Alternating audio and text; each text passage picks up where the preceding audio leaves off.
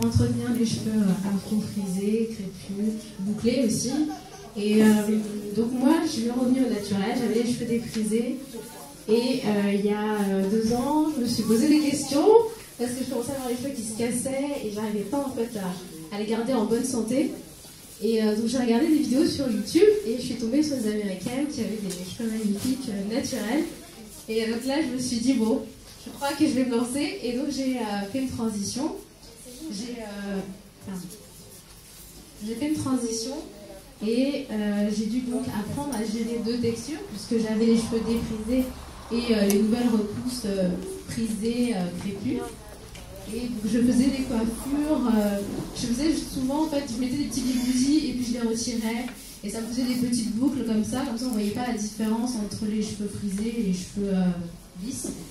Et après, donc au bout de 6 mois, j'en ai eu un petit peu marre de devoir gérer les 2. Donc j'ai coupé mes cheveux, j'ai fait un big shop.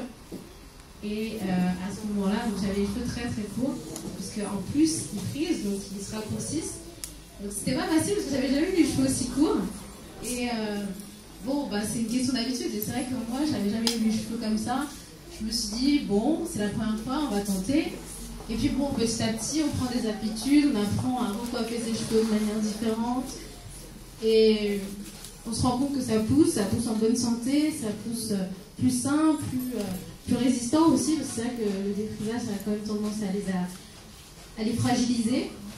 Donc là, j'étais contente d'avoir de jolies repousses qui petit à petit prenaient de l'ampleur. Et donc maintenant, j'ai tout ça sur la tête et je suis très contente. Maintenant, ça va faire donc 1 an et 10 mois, bientôt 2 ans en fait que j'ai fait mon big shop et voilà le résultat. Après au niveau de la routine, en général je lave mes cheveux 1 fois par semaine, je les démêle, ensuite je fais des vanilles, je les laisse poser, je les laisse sécher et ensuite je retire mes vanilles pour obtenir un résultat comme ça. Et en général, c'est ce que je fais. Après, on peut varier les coiffures, il y a plein de possibilités.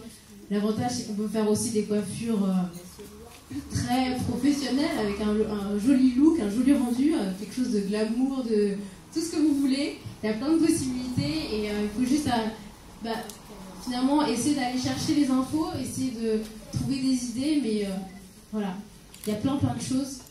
Et je vous encourage à aller regarder sur internet parce que vous verrez qu'il y a plein de blogs, plein de chaînes YouTube et vous trouverez sûrement votre bonheur, on va dire. Donc voilà, donc je sais pas si vous